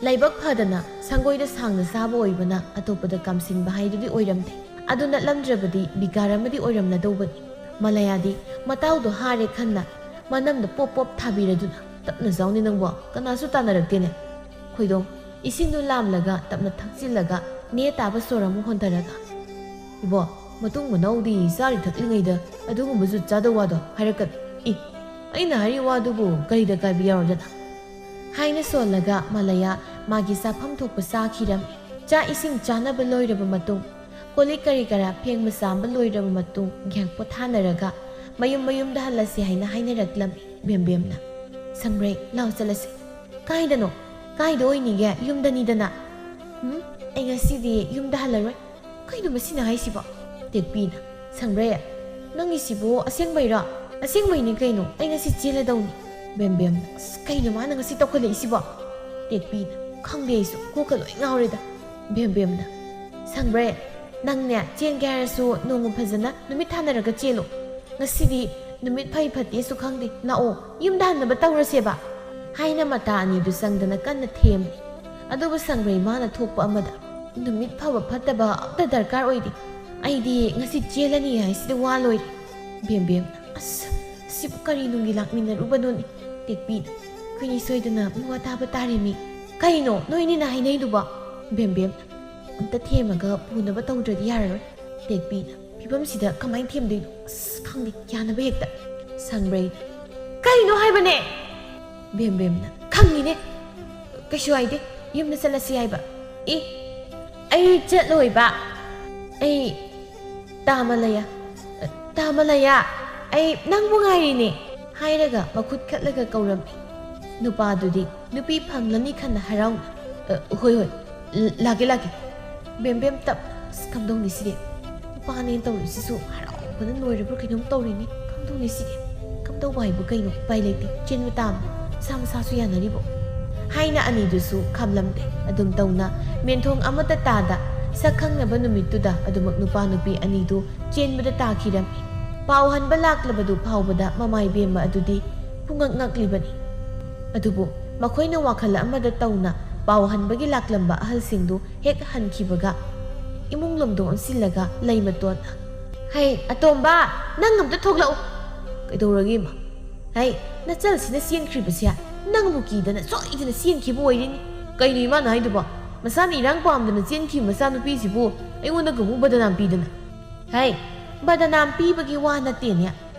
ngarang nangi purit letki haidana atuda nang namasida singlaga leibaduda puradi haidana sien khibo oirini haiwani asima ima nari buwado taba ya buwa na teda magi phibam duda manabu ki dana sien khi kain nok tum nok ning buwani deiba hairaga maya ihi gatlaga phak nok laklam matau duda mamai be madi khoidau thitna chalo hai yingning de nok ni kaina huina nok pe hek maladana is ai bu huina nu pu mali gain mali bu mali hai bani hai ai wa hai ge na sal do horen thilakpada sauri ni kaina mu phu sei dana tawnu ko kai digin ai khoina mongonda phu ba sei bagi tik nati yare phu roi da hairaga loire iti oi de kaina swai kan pistin masidani se masana pi sina naw jawi se khangde basidani se hairaga ngang dam thoki ge tawram madu ubada mama na khonjal kalap hey kai da musat ke haini no o swai phau da thuge nangama koi chat na dum layu ahal kai kana haiba ya bahairu ge tawbani ngang rai bo i ga tok kani khangri masagi wa du tabada mama da noksinaraga phare adu boiradi sat hairuro masanu piki khanbada shire do wiman hairaga saphabadu ngang dana thokhiram sielurabani sadana thilakpu numittumadi khara ne tan leiram adubu mathangi ek numitagidi sangbreidu magi haunabi adum tawram yauna pumli khai tumlaga numit nungsa kallakanda tande mande haugalaklaga machin maya kabak sienglaga masamana ipha pha mata bem hoida laklam ho bem kauri du tabada imungdagi mana thangalaga taraga kauri sibu sangbrai natre kaina man tawri china ngarang ta selaga haina hathu mapalda sen thuraklam sumangda sangbrai du leplaga leirambadu ingak mamit mana lauthoklaga thajaba ngamda kaino no risibo manglo taibang kaidagi mangno taibang ne taibang kaino midi chilubuda ngairi ngaise ikaina dana mapalga kana thoknadi aduga kaino nanga tawri china taningdeda chinbabu kaidi kaini ngai oiradana nang tani bema chiluba nongan mada sumaina tawba ngamase asiyare se lao imungda nokning bari dum bigise nangise noya nupa mayumda tawbudura hoini haiduna makhut masa tawduna nupa mayumda mana tawrama songlam sa da mayam du liri magi wari taraga bem su sitha nokni adum tawna anidu wari sa dana nokminaram asomdana mamai be madudi masanupi du chilubuda ngairi migi mayumda mu satki aina matomta ngangli kara ngairi haiba mana selurisi ai si selurabani dana wakhal tana leibagi wasu tawdeba ma migi mayumda mi wangang na bamuk satkhreba ma ꯉꯥꯡꯂꯤꯅꯦ ꯇꯧꯔꯤꯗꯣ ꯇꯥꯖꯅꯤꯡꯗꯦꯀꯣ ꯅꯆꯥꯅꯨꯄꯤꯗꯨ ꯂꯩꯔꯗꯤ ꯅꯆꯤꯟ ꯐꯥꯎꯕ ꯀꯥꯕ ꯉꯝꯂꯣꯏ ꯇꯧꯔꯤꯕ ꯑꯩꯅ ꯍꯥꯏꯕ ꯉꯝꯗ꯭ꯔꯦ ꯍꯥꯏꯔꯗꯤ ꯅꯣꯏꯁꯨ ꯈꯔ ꯋꯥꯔꯛꯑꯣꯏꯗꯤ ꯌꯥꯗꯦꯅꯦ ꯍꯣꯏ ꯑꯩꯈꯣꯏꯁꯨ ꯀꯩꯝꯇ ꯍꯥꯏꯖꯔꯣꯏ ꯑꯩꯈꯣꯏꯅ ꯍꯥꯏꯕ ꯋꯥ ꯂꯧꯗꯧꯕꯁꯨ ꯅꯠꯇꯕꯗ ꯅꯣꯏꯅꯁꯨ ꯑꯃꯠꯇ ꯌꯥꯗ꯭ꯔꯕꯅꯤꯅ ꯀꯥꯟꯅꯗꯦ ꯌꯥꯝ ꯊꯨꯅ ꯂꯨꯍꯣꯡꯊꯣꯛꯈ꯭ꯔꯁꯤ ꯑꯁ ꯑꯗꯨꯒ ꯏꯃꯥꯅ ꯅꯆꯥꯅꯨꯄꯤꯒꯤ ꯑꯎꯟꯄꯣꯠ ꯑꯣꯏꯅ ꯆꯠꯈ꯭ꯔꯣ ꯅꯆꯥꯅꯨꯄꯤ ꯂꯩꯇ꯭ꯔꯗꯤ ꯂꯩꯕ ꯉꯝꯂꯣꯏ ꯍꯥꯏꯕ ꯈꯪꯉꯤ ꯑꯗꯨꯅ ꯏꯃꯥꯁꯨ ꯑꯗꯨꯝ ꯅꯨꯄꯥ ꯃꯌꯨꯝꯗ ꯍꯣꯏ ꯌꯥꯕꯨ ꯌꯥꯔꯗꯤ ꯏꯆꯥꯅꯨꯄꯤꯒꯤ ꯑꯎꯟ ꯑꯣꯏꯌꯣ ꯍꯥꯏꯔꯨꯁꯤꯅꯦ ꯑꯣꯏꯒꯦ ꯍꯥꯏꯔꯤꯕꯅꯤꯅꯦ ꯋꯥꯗꯨ ꯇꯥꯕꯗ ꯁꯥꯐꯕ ꯎꯄꯥꯏ ꯂꯩꯇ ꯃꯈꯨꯠꯅ ꯃꯔꯥꯏꯕꯛꯇꯨꯗ ꯄꯣꯞ ꯂꯥꯎꯅ ꯊꯥꯖꯤꯟꯖꯔꯝꯃꯤ ꯑꯗꯨꯒ ꯃꯆꯤꯟꯗ ꯇꯞꯅ ꯂꯣꯏꯔꯦꯅꯦ ꯂꯥꯏꯅꯥ ꯑꯁꯤꯗꯤ ꯌꯧꯅ ꯍꯦꯟꯖꯤꯟꯈ꯭ꯔꯦ ꯍꯥꯏꯔꯒꯗꯨꯃꯛ ꯉꯥꯡꯗꯨꯅ ꯊꯣꯛꯈꯤꯔꯝꯃꯤ ꯂꯩꯃꯇꯣꯟꯁꯨ ꯃꯆꯥꯅꯨꯄꯤ ꯃꯊꯣꯡ ꯆꯥꯗꯕꯤ ꯑꯗꯨꯒꯤ ꯈꯟꯕꯗ ꯃꯊꯥ ꯁꯥꯔꯗꯨꯅ ꯌꯥꯝ ꯊꯨꯅ ꯂꯨꯍꯣꯡꯍꯟꯈꯤꯗꯕ ꯌꯥꯗꯦ ꯈꯟꯅ ꯅꯨꯄꯥ ꯃꯌꯨꯝꯒꯤ ꯑꯍꯜꯁꯤꯡ ꯍꯦꯛ ꯂꯥꯛꯄꯒ ꯂꯨꯍꯣꯡꯕꯒꯤ ꯋꯥꯗꯨ ꯌꯥꯝꯅ ꯊꯨꯖꯟꯁꯤ ꯍꯥꯏꯅ ꯍꯧꯗꯣꯛꯂꯝꯃꯤ ꯅꯨꯄꯤ ꯃꯌꯨꯝꯅ ꯍꯥꯏꯔꯛꯂꯕꯅꯤꯅ ꯅꯨꯄꯥ ꯃꯌꯨꯝꯗꯤ ꯂꯩꯊꯣꯛꯄꯗꯤ ꯌꯥꯗꯕꯅꯤꯅ ꯑꯗꯨꯃꯛ ꯊꯨꯖꯤꯟꯅ ꯍꯣꯡꯅꯅꯕ ꯍꯥꯏꯗꯅ ꯃꯇꯝ ꯂꯦꯞꯅꯔꯝꯃꯤ ꯑꯗꯨꯕꯨ ꯂꯨꯍꯣꯡꯗꯧꯔꯤꯅꯤ ꯍꯥꯏꯗꯅ ꯇꯧꯔꯤꯕꯗꯨ ꯁꯪꯕ꯭ꯔꯩ ꯃꯥꯗꯤ ꯃꯥꯒꯤ ꯂꯝꯆꯠ ꯁꯥꯖꯠꯇ ꯈꯖꯤꯛ ꯐꯥꯎꯕ ꯍꯣꯡꯗꯣꯛꯄ ꯎꯗꯦ ꯑꯗꯨꯒꯤ ꯈꯜꯂꯨꯔꯕꯗꯤ ꯃꯃꯥ ꯏꯕꯦꯝꯃꯗꯨ ꯃꯊꯥ ꯁꯥꯔꯤꯕꯅꯤ ꯑꯗꯨꯕꯨ ꯃꯆꯥꯅꯨꯄꯤ ꯑꯗꯨꯗ ꯉꯥꯡꯂꯨꯕ ꯉꯝꯕꯒꯤ ꯃꯇꯤꯛ ꯑꯣꯏꯗꯕꯅ ꯃꯇꯨꯡꯗ ꯍꯦꯛ ꯆꯩꯕ ꯅꯠꯇꯅ ꯑꯍꯦꯟꯕ ꯀꯔꯤꯝꯇꯗꯤ ꯇꯧꯕ ꯉꯝꯂꯝꯗꯦ ꯑꯗꯨꯅ ꯂꯨꯍꯣꯡꯈꯤꯕꯅ ꯐꯩ ꯅꯨꯄꯥ ꯃꯌꯨꯝꯗ ꯊꯣꯛꯄ ꯂꯩꯔꯨꯅꯤ ꯈꯟꯅ ꯂꯨꯍꯣꯡꯕꯗꯨ ꯌꯥꯝꯅ ꯊꯨꯖꯤꯜꯂꯝꯃꯤ ꯁꯝꯕ꯭ꯔꯩ ꯃꯥꯅꯒ ꯅꯨꯄꯥꯔ ꯅꯨꯄꯤꯔ ꯈꯪꯗꯅ ꯄꯪꯂꯩ ꯂꯩꯕꯅ ꯑꯎꯟꯄꯣꯠꯀꯤꯗꯤ ꯊꯣꯏꯅ ꯃꯊꯥ ꯁꯥꯔꯝꯗꯦ ꯑꯍꯥꯞꯄ ꯈꯔꯅ ꯑꯗꯨꯝ ꯃꯌꯥꯔꯝꯃꯤ ꯑꯗꯨꯝꯅ ꯂꯨꯍꯣꯡꯈ꯭ꯔꯕꯗ ꯂꯨꯍꯣꯡꯕ ꯅꯨꯃꯤꯠ ꯑꯗꯨꯗꯤ ꯋꯥꯔꯝꯂꯅꯤ ꯈꯟꯅ ꯀꯩꯅꯥꯗꯨ ꯉꯟꯇꯥꯅ ꯄꯣꯊꯥꯍꯜꯂꯝꯃꯤ ꯅꯣꯡꯉꯥꯟꯕꯒꯤ ꯑꯌꯨꯛꯇꯨ ꯀꯩꯅꯥꯅꯤ ꯀꯥꯏꯅ ꯉꯟꯅ ꯍꯧꯒꯠꯄꯤꯕꯒꯤ ꯋꯥ ꯂꯩꯇꯦ ꯏꯃꯨꯡ ꯃꯅꯨꯡ ꯃꯌꯥꯝꯗꯨ ꯂꯣꯏꯅ ꯍꯧꯒꯠꯅꯕ ꯂꯣꯏꯔꯦ ꯅꯨꯃꯤꯠꯁꯨ ꯑꯁꯨꯝ ꯂꯩꯈꯠꯂꯛꯂꯕꯅꯤ ꯑꯗꯨ ꯐꯥꯎꯕꯗ ꯃꯧ ꯑꯅꯧꯕꯤꯗꯨꯗꯤ ꯍꯧꯒꯠꯂꯛꯇ꯭ꯔꯕꯗ ꯃꯂꯌꯥꯒꯤ ꯃꯃꯥ ꯏꯕꯦꯝꯃ ꯕꯤꯅꯣꯗꯤꯅꯤꯅ ꯃꯧꯗꯨꯕꯨ ꯃꯁꯥꯒ ꯉꯝꯗ꯭ꯔꯕ ꯖꯥꯠꯂꯅꯦ ꯍꯧꯖꯤꯛ ꯐꯥꯎꯕ ꯍꯧꯒꯠꯇ꯭ꯔꯤꯕꯁꯤꯕꯣ ꯊꯔꯣ ꯁꯪꯕꯤꯅ ꯍꯥꯏ ꯕꯤꯅꯣꯗꯤꯅꯤ ꯅꯃꯧ ꯉꯥꯏꯗꯅ ꯂꯩꯔꯅꯨꯅꯦ ꯊꯕꯛ ꯏꯪꯈꯥꯡꯁꯤ ꯅꯪꯅ ꯑꯉꯝꯕ ꯈꯔ ꯇꯧꯔꯨꯅꯦ ꯃꯇꯝꯁꯤ ꯌꯥꯗ꯭ꯔꯦꯅꯤ ꯅꯪꯕꯣ ꯍꯣꯏ ꯏꯆꯦ ꯍꯥꯏꯅ ꯕꯤꯅꯣꯗꯤꯅꯤ ꯎꯄꯥꯏ ꯂꯩꯇ ꯃꯆꯦꯗꯨꯅ ꯍꯥꯏꯔꯕꯅꯤꯅ ꯃꯥꯅ ꯑꯉꯝꯕ ꯊꯕꯛ ꯏꯪꯈꯥꯡ ꯈꯔ ꯁꯠ ꯇꯧꯔꯝꯃꯤ ꯉꯥꯏꯍꯥꯛꯀꯤ ꯇꯨꯡꯗ ꯃꯃꯧ ꯏꯕꯦꯝꯃ ꯁꯪꯕ꯭ꯔꯩꯁꯨ ꯃꯁꯝ ꯃꯅꯥ ꯏꯐꯥ ꯐꯥꯅ ꯍꯧꯒꯠꯂꯛꯂꯝꯃꯤ ꯐꯤꯕꯝꯗꯨ ꯎꯕꯗ ꯃꯅꯦꯝ ꯏꯕꯦꯝꯃꯗꯨ ꯍꯥꯏꯐꯦꯠ ꯈꯪꯅ ꯏꯆꯦ ꯍꯩ ꯕꯦꯝꯃ ꯅꯪꯕꯨ ꯌꯥꯍꯧꯔꯛꯄꯗꯣ ꯅꯁꯝ ꯅꯅꯥꯗꯨ ꯐꯥꯖꯤꯟ ꯄꯨꯟꯁꯤꯜꯂꯒ ꯍꯧꯒꯠꯂꯛꯄ ꯌꯥꯗ꯭ꯔꯣ ꯍꯌꯦꯡꯈꯩ ꯅꯤꯡꯊꯤꯖꯅ ꯇꯥꯁꯤꯟ ꯈꯣꯝꯖꯤꯜꯂꯒ ꯍꯧꯒꯠꯂꯛꯎꯀꯣ ꯉꯥꯏꯈꯣꯅꯦ ꯅꯪꯕꯣ ꯑꯌꯨꯛꯀꯤ ꯊꯕꯛ ꯏꯪꯈꯥꯡ ꯄꯨꯝꯕꯗꯤ ꯏꯃꯥꯅ ꯂꯣꯏꯔꯕꯅꯤ ꯑꯗꯣ ꯅꯃꯥꯕꯣꯛ ꯍꯣꯏꯁꯦ ꯆꯥ ꯅꯨꯡꯗꯨ ꯊꯛꯅꯤꯡꯕ ꯃꯥꯜꯂꯤꯅꯦ ꯅꯪꯅ ꯈꯔ ꯀꯝꯗꯧꯅꯤ ꯑꯗꯨꯗꯤ ꯏꯃꯥ ꯑꯩꯗꯤ ꯆꯥ ꯂꯣꯟꯕꯁꯨ ꯍꯩꯇꯦ ꯍꯥ ꯑꯗꯨ ꯆꯥ ꯐꯥꯎꯕ ꯂꯣꯟꯕ ꯍꯩꯇꯦ ꯆꯥꯛꯇꯨꯗꯤ ꯀꯃꯥꯏꯅ ꯇꯧꯗꯣꯏꯅꯣ ꯍꯥꯏꯕ ꯐꯥꯎꯕ ꯈꯪꯗꯦ ꯍꯥ ꯑꯗꯨꯁꯨ ꯆꯨꯝꯃꯤꯅꯦ ꯑꯗꯨꯗꯤ ꯏꯃꯥ ꯅꯃꯧ ꯌꯥꯔꯦ ꯆꯪꯉꯨ ꯁꯪꯕ꯭ꯔꯩ ꯃꯅꯦꯝꯅ ꯍꯥꯏꯔꯕꯅꯤ ꯁꯥꯗꯅ ꯅꯣꯛꯃꯤ ꯇꯧꯔꯒ ꯆꯪꯈꯤ ꯃꯗꯨꯔꯒ ꯕꯤꯅꯣꯗꯤꯅꯤ ꯏ ꯀꯥꯅ ꯃꯇꯣꯝꯇ ꯀꯔꯤꯅꯣ ꯑꯩꯒꯤ ꯏꯆꯥ ꯅꯨꯄꯥꯁꯤꯅ ꯇꯧꯔꯛꯇ꯭ꯔꯤꯕꯁꯤꯕꯣ ꯆꯥ ꯐꯥꯎꯕ ꯂꯣꯟꯕ ꯍꯩꯇꯕ ꯅꯨꯄꯤꯁꯤꯕꯨ ꯃꯧꯅꯤ ꯍꯥꯏꯗꯅ ꯑꯁ ꯂꯣꯏꯔꯦꯗꯀꯣ ꯕꯤꯅꯣꯗꯤꯅꯤ ꯑꯩꯒꯤ ꯂꯥꯏꯕꯛꯁꯦ ꯏꯃꯧ ꯂꯥꯛꯂꯒ ꯅꯨꯡꯉꯥꯏꯅꯤ ꯈꯜꯂꯨꯕ ꯏꯃꯧ ꯂꯥꯛꯂꯒ ꯎꯀꯥꯏ ꯇꯛꯄ ꯇꯥꯔꯕ ꯑꯗꯨꯝꯅ ꯃꯇꯣꯝꯇ ꯃꯨꯔꯨꯝ ꯁꯣꯜꯂꯤꯉꯩꯗꯨꯗ ꯃꯆꯦ ꯏꯕꯦꯝꯃ ꯊꯔꯣ ꯁꯪꯕꯤꯗꯨ ꯑꯃꯨꯛ ꯊꯣꯔꯛꯂꯒ ꯍꯩ ꯕꯤꯅꯣꯗꯤꯅꯤ ꯅꯪꯕꯨ ꯀꯩꯗꯧꯔꯒꯦꯅꯦ ꯅꯇꯣꯝꯇ ꯃꯨꯔꯨꯝ ꯁꯣꯜꯂꯤꯕꯗꯨꯅ ꯏꯆꯦ ꯅꯅꯥꯎ ꯑꯩꯒꯤ ꯂꯥꯏꯕꯛꯁꯦ ꯐꯃꯟꯕꯁꯤꯗ ꯅꯨꯡꯗꯨꯝ ꯑꯃꯅ ꯊꯣꯝꯗꯠꯁꯤꯔꯥ ꯍꯥꯏꯗꯅ ꯈꯜꯂꯝꯂꯤꯕꯅꯤ ꯑꯗꯨꯕꯨꯕ ꯀꯩꯗꯧꯔꯒꯦ ꯍꯥꯏꯋꯥꯅꯤꯗ ꯑꯣ ꯃꯧꯅꯤ ꯍꯥꯏꯗꯅ ꯑꯃ ꯂꯥꯛꯂꯤꯁꯦ ꯆꯥꯛ ꯊꯣꯡꯕꯗꯤ ꯂꯥꯏꯔꯗꯅ ꯆꯥ ꯂꯣꯟꯕ ꯐꯥꯎꯕ ꯍꯦꯛ ꯍꯩꯇꯦ ꯁꯤꯗꯕꯨ ꯀꯔꯤꯅꯣꯕ ꯑꯩꯅ ꯇꯧꯗꯣꯏꯁꯦ ꯏꯍꯦ ꯑꯗꯨ ꯐꯥꯎꯕꯗꯤ ꯃꯥꯁꯨ ꯃꯌꯨꯝꯗꯒꯤ ꯇꯝꯂꯛꯄ ꯌꯥꯕꯅꯤ ꯑꯗꯨꯅꯤ ꯏꯆꯦ ꯑꯩꯅꯦ ꯑꯁꯤꯒꯤ ꯐꯤꯕꯝꯁꯤꯗ ꯀꯔꯝꯍꯥꯏꯅ ꯂꯣꯏꯅꯗꯣꯏꯅꯣ ꯈꯪꯗ꯭ꯔꯦꯕ ꯐꯤꯡꯒꯠꯈꯤꯅꯨ ꯇꯞꯅ ꯊꯦꯝꯂꯒ ꯇꯥꯛꯄꯤ ꯇꯝꯕꯤꯕ ꯌꯥꯕ꯭ꯔꯥ ꯌꯦꯡꯉꯨ ꯍꯣꯏ ꯏꯆꯦ ꯑꯗꯨꯝꯅ ꯇꯧꯕ ꯍꯥꯏꯗꯨꯅꯤ ꯍꯥꯏꯅ ꯕꯤꯅꯣꯗꯤꯅꯤꯁꯨ ꯃꯆꯦꯅ ꯊꯦꯝꯖꯤꯟꯕꯤꯕꯗꯒꯤ ꯇꯦꯊꯗꯨꯅ ꯆꯥꯛ ꯏꯁꯤꯡꯒꯗꯨ ꯎꯄꯥꯏ ꯂꯩꯇ ꯃꯥꯅ ꯂꯣꯏꯅ ꯇꯧꯔꯝꯃꯤ ꯆꯥꯛ ꯏꯁꯤꯡ ꯆꯥꯕ ꯌꯥꯔꯦ ꯍꯥꯏꯕ ꯀꯥꯟꯗꯨꯗ ꯁꯪꯕ꯭ꯔꯩ ꯆꯥꯅ ꯏꯃꯥ ꯍꯣꯔꯦꯟ ꯍꯩꯖꯥꯕ ꯂꯥꯛꯄꯗꯣ ꯌꯦꯟ ꯇꯧꯁꯤꯀꯣ ꯑꯩꯈꯣꯏ ꯏꯃꯥ ꯍꯣꯏꯗꯤ ꯌꯦꯟ ꯅꯠꯇ꯭ꯔꯗꯤ ꯆꯥꯔꯣꯏ ꯍꯥꯏꯔꯛꯑꯦꯕ ꯕꯤꯅꯣꯗꯤꯅꯤ ꯀꯔꯤꯝꯇ ꯍꯥꯏꯗꯦ ꯑꯗꯨꯕꯨ ꯋꯥꯈꯜꯗꯗꯤ ꯑꯁꯨꯝꯅ ꯈꯜꯂꯝꯃꯤ ꯃꯌꯨꯝꯗꯒ ꯀꯔꯤꯝꯇ ꯆꯥꯕ ꯊꯛꯄ ꯐꯪꯖꯗꯕ ꯖꯥꯠꯅ ꯈꯪꯗꯦꯅꯦ ꯑꯁꯨꯛ ꯁꯣꯛꯂꯤꯁꯤꯕꯣ ꯃꯅꯦꯝꯅ ꯀꯩꯝꯇ ꯍꯥꯏꯔꯛꯇ꯭ꯔꯤꯕꯗꯨ ꯀꯔꯤꯅꯣ ꯀꯔꯥꯏꯅꯣ ꯍꯥꯏꯕ ꯈꯟꯗ ꯁꯪꯕ꯭ꯔꯩ ꯑꯃꯨꯛ ꯍꯟꯖꯤꯟꯅ ꯏꯃꯥ ꯅꯃꯧꯅ ꯍꯥꯏꯁꯤꯕꯨ ꯇꯥꯕ꯭ꯔꯣ ꯌꯦꯟ ꯌꯥꯔꯦ ꯏꯃꯥꯕꯣꯛ ꯂꯣꯏꯅ ꯁꯣꯏꯗꯅꯕ ꯁꯤꯜꯂꯒꯦꯀꯣ ꯆꯥꯛꯁꯦ ꯆꯥꯊꯣꯛꯂꯣ ꯆꯥꯔꯤ ꯊꯛꯂꯤꯉꯩꯗ ꯋꯥ ꯉꯥꯡꯕꯁꯦ ꯐꯠꯇꯦ ꯊꯔꯣ ꯁꯪꯕꯤꯒꯤ ꯋꯥꯗꯨꯗ ꯁꯪꯕ꯭ꯔꯩ ꯇꯨꯃꯤꯟꯅ ꯂꯩꯈꯤꯔꯝꯃꯤ ꯑꯗꯨꯕꯨ ꯁꯪꯕ꯭ꯔꯩ ꯃꯥꯒꯤ ꯋꯥꯈꯜꯗ ꯑꯁꯨꯝꯅ ꯈꯜꯂꯝꯃꯤ ꯌꯨꯝꯕꯨꯁꯨ ꯅꯠꯇꯕ ꯊꯨꯡꯗꯕ ꯃꯥꯅ ꯑꯁꯤꯗ ꯃꯥꯁꯤꯟꯒꯤ ꯀꯩꯅꯣ ꯍꯥꯏꯅ ꯈꯟꯗꯨꯅ ꯇꯨꯃꯤꯟꯅ ꯆꯥꯛꯇꯨ ꯆꯥꯔꯤ ꯑꯗꯨꯝꯅ ꯅꯨꯃꯤꯠꯇꯨꯃꯗꯤ ꯃꯌꯥꯝ ꯍꯧꯍꯧ ꯇꯧꯗꯨꯅ ꯆꯥꯅ ꯊꯛꯅꯕ ꯁꯤꯜ ಲಾಂದುನ ಫಜನಬು ಹೋನದುನ ಸೊಯ್ಹಂದ ನುಮಿತ್ತುಮದಿ ಹೌಖಿರಮಿ ಮಥಂಗಿ ನುಮಿತ್ತುಮಸು ಸಂಬ್ರೈ ಹಾನಗುಂ ಹೌಗಲಕನಿ ಖಂಗ್ದ ಅದುಮಕ್ ತುಮ್ಸಿಲಿ ತೌರಿಬ ಮತೌದುದ ಮನಿಮ್ ಇಬೇಮದುದಿ ಮಿಹುಲ್ ಕಾಂಗ್ನ ಅಹಿನ್ಯಾ ಮಿಹುಲ್ಸಿ ತೋಕ್ನ ಕಾಂಗ್ದೌರಿದ ಹಾಯ್ನ ಸೋಲಗ ಇಮುಂಗ್ಲೊಂದು ಒನ್ಸಿಲ್ಲಗ ಖೊಂಜೆಲ್ ಯಾಕ್ನ ಹಾಯ್ ಅಂಗಾಂಗ್ ಸಾ ನೋಯ್ಬ ಹೌಗತ್ಪ ಯಾದ್ರಿಬ್ರನ್ಯಾ ಅದು ಕನ ಲಾವ್ರಿಬದು ತಾಸಿನ್ನದ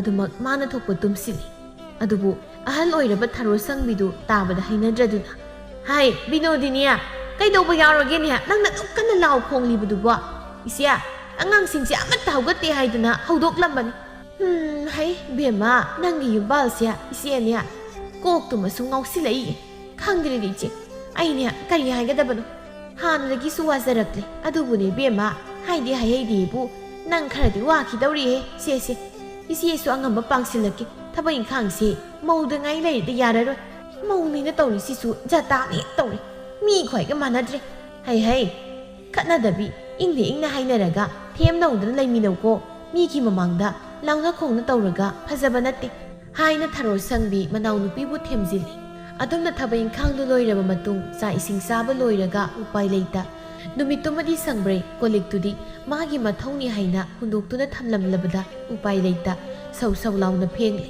ꯁꯣꯝꯗꯅ ꯃꯅꯦꯝ 이베ꯃꯗꯤ ꯃꯆꯦꯗꯨ ꯍꯜꯂꯒꯦ ꯍꯥꯏꯕꯗꯒꯤ ꯆꯥꯅ ꯊꯛꯅꯕ ꯈꯔ ꯌꯣꯝꯁꯤꯜꯂꯤ ꯌꯥꯔꯦꯅꯦ ꯑꯗꯨꯅ ꯑꯇꯩꯗꯨꯅ ꯑꯉꯥꯡꯁꯤꯡꯒꯤ ꯆꯥꯅ ꯊꯛꯅꯕ ꯊꯝꯕꯤꯔꯣꯅꯦ ꯌꯥꯝ ꯂꯩꯔꯦ ꯏꯆꯦ siga haplagi yarene nangbo pochai haplini tawringaidanne san gariga amatta nangdaba tarine ai nangni ba pro e chai awoiba haina binodini hapa yaba khara haplaga masibu thinduraklam adumna nongni haukraba matung mangani jakauba hek nonganbaga ayugi thabai khang amatta yauda sangbrai tap tap makai keraga thuklakpadu ubada manem ibemadu hungakna I bema nangdi kai se tawriba Ima, chak chanaba amta cha kaino ne ngarang da mangani chakaubuda ngairi ngasina chak chanaba haisibo ima aikhoina thaina lairik tamlingai da pulakpa imanabi mayam punse na haiba yaundradi phajaroidra haidana ibungo da gadi hairabro au haire akhoi tana su yari mana mu yaradi phare adunga na di hello ko au ima haina sangbrai yumdu da gidi wakhal tabi sadana thoklaklam adubu chak chana phami yobagadi Mama nabi amani gi manakta sangsilaga noibo amado yaropra haina yu yawbra haina ingit tawri mama nabi amana siri nupi na tadongna yu da chokrapon mimi da yawi kaino aikhoina mu karam kanda yawdan to ko yawkhrage yawi ko haiba yabado amu aiba yam chopaga tahandana thakpadi kaisu aingonda gi taroi tawriba thazana hairadi kaino dom yaw laini haiba khanglamakta da amu hangadi haiba taba Mimina yare si to yetna da lairan si angau sa asiga mariraga khara khara thaksilasi hoini adu maina haidi phaidana haurasi se thakharasi meya hairaga mitau tamdana mapalamgi matauda magi yu yawba tengkot masa singdu thangjinaraga yudu maya da good haisinduna thakjanarami sak sanabani haina sakkhraga numit tasilaklabadu phawbada Mamong na hanjilakpa kauba laitrabaduda binonidi pakatna chak sanabani ne sakhiba nupidubu numit tasalaklabasi phawbada halakpa kauba laitine soidana mapamlomda hankhrebra khangdeda haina sonduna lairingaiduda masanupa ibungodu thabak chatluraga hanjilaklam matamduda mamai bemana ipa pakhatuna konthong adomda khuning kangduna pakhatna solibadu ubada haipet jingnana ma kedobu yaroge Ibungo nang halakpa yamna phare imaudo nasai ayuktagi sak sanabani duna sakhibodo hanjilaktri kaino isibo usuk thengna phawba hoine ai sui tomta tawkham khangdadana adugibu marain hanjar chanisi mana budi khara thenglakpa yaina hairamani ai film to hongkige ngai ise wasi haiba ka matan nangdini tawrisi tawa chana teba leisabi ni haridi phainya maunabu amama thengda hanjilakpa haise leikai sina khanglabadi Fazana haina roisi khandene haina matom ta murum soni ꯇꯥꯟꯖꯥꯗꯨꯗ ꯁꯪꯕ꯭ꯔꯩꯗꯨ ꯌꯨ ꯇꯞ ꯇꯥꯕ ꯃꯈꯩ ꯊꯛꯆꯤꯜꯂꯕꯅꯤꯅ ꯆꯠꯄ ꯉꯝꯕꯣꯏ ꯉꯝꯗꯕꯣꯏ ꯇꯧꯅ ꯃꯈꯣꯡꯗꯨ ꯍꯩꯔꯪ ꯍꯩꯔꯪ ꯊꯥꯡꯂꯒ ꯆꯪꯂꯛꯂꯝꯃꯤ ꯃꯃꯧꯒꯤ ꯑꯣꯏꯔꯤꯕ ꯃꯇꯧꯗꯨꯗ ꯕꯤꯅꯣꯗꯤꯅꯤꯗꯤ ꯄꯨꯡꯉꯛ ꯉꯛꯅ ꯃꯃꯤꯠ ꯃꯅꯥ ꯂꯥꯎꯊꯣꯛꯅ ꯀꯔꯤꯅꯣ ꯇꯧꯔꯤꯕ ꯃꯇꯧꯁꯤꯗꯤ ꯁꯪꯕ꯭ꯔꯩ ꯃꯅꯦꯝꯒꯤ ꯃꯈꯣꯜ ꯇꯥꯕꯗ ꯉꯥꯎꯔꯤ ꯏꯃꯥ ꯅꯃꯧ ꯉꯁꯤꯗꯤ ꯈꯔ ꯊꯦꯡꯗꯣꯛꯈ꯭ꯔꯦ ꯏꯃꯥꯟꯅꯕꯤ ꯃꯌꯥꯝꯗꯨꯅ ꯌꯥꯗꯗꯅ ꯍꯥꯏꯔꯒ ꯃꯪꯒꯣꯜ ꯗꯥꯔꯤꯗꯨ ꯀꯥꯈꯠꯄ ꯉꯝꯗ ꯇꯨꯁꯤꯟꯒꯦ ꯇꯧꯔꯝꯃꯤ ꯃꯇꯧꯗꯨꯗ ꯃꯅꯦꯝ ꯏꯕꯦꯝꯃꯗꯨ ꯄꯥꯈꯠꯅ ꯇꯨꯕ ꯇꯥꯔꯦꯅꯦ ꯃꯅꯝꯁꯤꯗꯤ ꯏꯃꯥ ꯅꯃꯧ ꯃꯆꯥ ꯑꯝꯇꯪ ꯃꯌꯥꯝ ꯄꯨꯟꯕꯗ ꯌꯥꯔꯦ ꯍꯥꯏꯔꯒ ꯃꯅꯝꯗꯨ ꯍꯩꯅꯗ꯭ꯔꯗꯨꯅ ꯈꯔ ꯍꯟꯗꯣꯛꯂꯒ ꯏꯃꯨꯡ ꯂꯨꯝꯗ ꯑꯣꯏꯅ ꯑꯣꯟꯁꯤꯜꯂꯒ ꯈꯣꯟꯖꯦꯜ ꯀꯟꯇꯛꯅ ꯍꯩ ꯏꯕꯨꯡꯉꯣ ꯅꯪꯒꯤ ꯅꯨꯄꯤꯁꯦ ꯃꯪꯒꯣꯜ ꯗꯥꯔꯤꯁꯤ ꯀꯥꯈꯠꯄ ꯉꯝꯗ ꯂꯩꯔꯦꯅꯦ ꯅꯪꯒꯨꯝꯗ ꯁꯝꯂꯨ ꯂꯥꯎꯅꯦ ꯀꯔꯤꯝꯇ ꯈꯪꯖꯗꯕ ꯃꯆꯥꯅꯨꯄꯥꯗꯨꯗꯤ ꯃꯇꯣꯝꯇ ꯃꯆꯤꯟꯗ ꯏꯃꯥꯅ ꯀꯣꯛ ꯁꯝꯂꯁꯨ ꯌꯥꯕꯁꯦ ꯑꯩ ꯑꯃꯨꯛ ꯀꯧꯅꯤ ꯀꯩꯅꯣ ꯇꯧꯔꯤꯁꯤꯅ ꯑꯁꯤꯗꯅꯤ ꯑꯩꯅ ꯅꯪ ꯂꯥꯛꯑꯣꯏꯗꯅ ꯀꯧꯊꯣꯛꯏꯗꯣ ꯍꯥꯏꯔꯒ ꯃꯥꯗꯤ ꯑꯗꯨꯃꯛ ꯏꯃꯨꯡꯗ ꯆꯪꯈꯤꯔꯝꯃꯤ ꯃꯂꯥꯌꯥ ꯎꯄꯥꯏ ꯂꯩꯇꯕꯒꯤ ꯁꯣꯔ ꯑꯃ ꯍꯣꯟꯗꯣꯛꯂꯒ ꯁꯤ ꯅꯨꯄꯤꯁꯤꯗꯤ ꯍꯥꯏꯔꯒ ꯁꯝꯂꯒ ꯌꯥꯝꯅ ꯋꯥꯅ ꯃꯇꯨꯗꯨ ꯏꯃꯨꯡꯗ ꯄꯨꯁꯤꯟꯈꯤꯔꯝꯃꯤ ꯑꯗꯣꯝꯅ ꯅꯨꯃꯤꯠꯇꯨ ꯃꯍꯧꯈ꯭ꯔꯕ ꯃꯇꯨꯡ ꯃꯊꯪꯒꯤ ꯅꯨꯃꯤꯠꯇꯨꯗꯤ ꯃꯀꯣꯛ ꯆꯤꯛꯏ ꯍꯥꯏꯗꯨꯅ ꯐꯃꯨꯡꯗꯒꯤ ꯁꯨꯡꯍꯧ ꯍꯧꯒꯠꯂꯝꯗꯦ ꯕꯤꯅꯣꯗꯤꯅꯤꯁꯨ ꯃꯤꯒꯤ ꯃꯃꯥꯡꯗ ꯈꯠꯅ ꯆꯩꯅ ꯇꯧꯕꯗꯨ ꯄꯥꯝꯗꯕꯗꯒꯤ